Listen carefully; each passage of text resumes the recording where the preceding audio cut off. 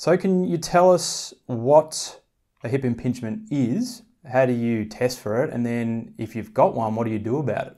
Yeah, so a bit of a warning. This is a bit of a medically inclined video, but Okay. it's interesting, and we'll try and get some good animations and stuff into this one to just help people visualize what we're talking about here. But we're talking specifically about the ball and socket joint of the hip. Now, a bit of background: there's a socket called an acetabulum, and then there's the ball or the neck of the ball of the femur, and then the neck of the femur coming off it, going down into the long bone in your leg. And obviously, the ball sits in there, and it rotates back and forth when you're cycling, walking, that type of stuff.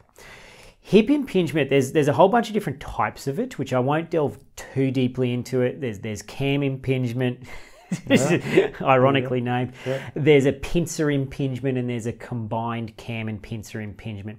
Basically, what happens in some people, and this is hugely genetically determined, right? Most of the time, unless there's been a fracture or something, or damage to the acetabulum, you're born with this, right? So you can't really easily do a lot about it if you've been born with hip impingement.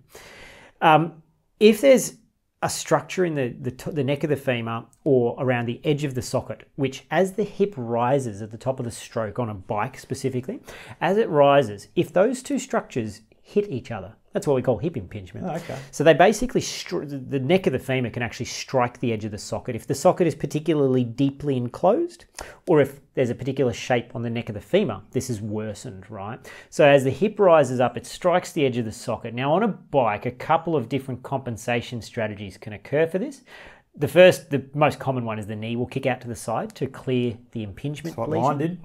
Which is what Got yours some footage does. of that one. Yes, yeah. It kicked, and for some people this is a vicious motion, and it can then lead into further problems with their knee and their feet and so forth. But the knee will kick out to the side.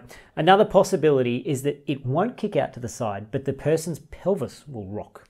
Unusually. So the hip will rise up, and in order to relieve the impingement, their brain chooses, as a compensation strategy, to tilt their pelvis away to clear the impingement lesion. And that person their knees might still track vertically on a bike, but their pelvis will rock uncontrollably, and they can't figure out why. They've got good core strength, they're flexible, their seat's not too high, they've done all the right positional things, but they rock and they get, for example, lower back pain from the rocking, right, as a compensation strategy. So on a bike, those are the two big things you'll see. The knees chopping out to the side, and it'll be worse in a flexed position. So they go down into the drops and it'll be magnified. They sit more upright, and it's much better because the hip angle is more open and the impingement lesion is cleared from striking the acetabulum.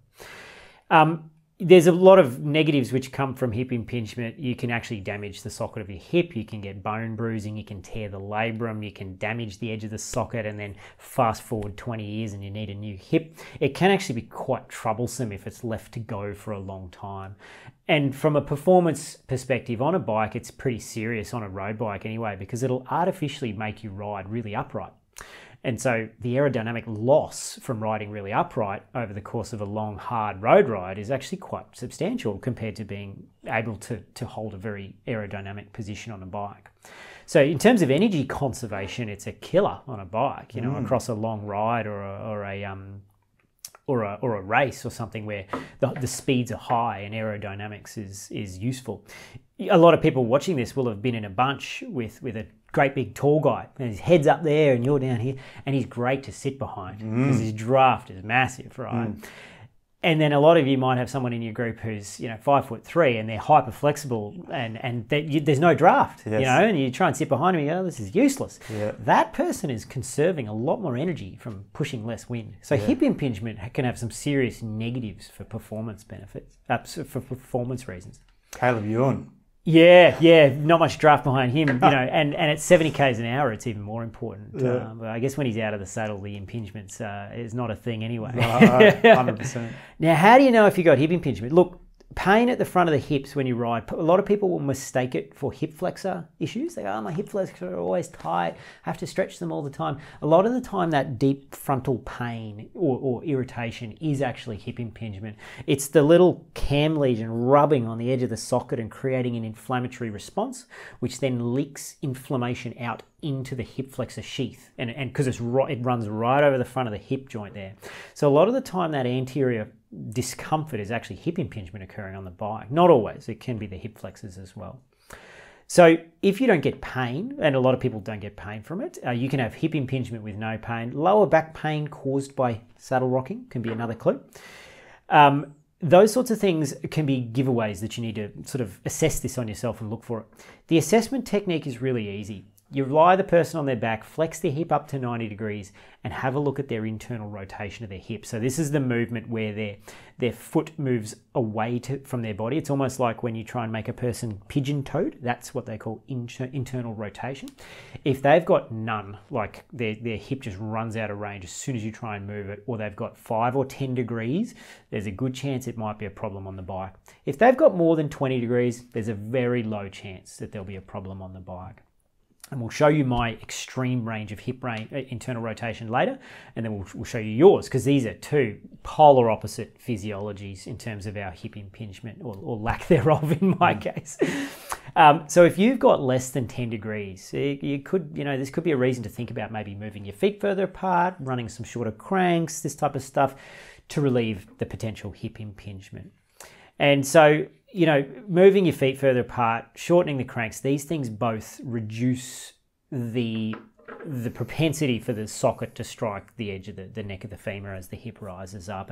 And it might prevent you from damaging your labrum. And labrum surgery, hip arthroscopy, it is really common in cyclists. It's like, I don't know, probably once a week I get a client and I say, what orthopedic surgeries have you had? And they say, I've had a labrum repair from cycling. It's really, really common. Wow. And the labrum is that cartilage around the edge of the socket.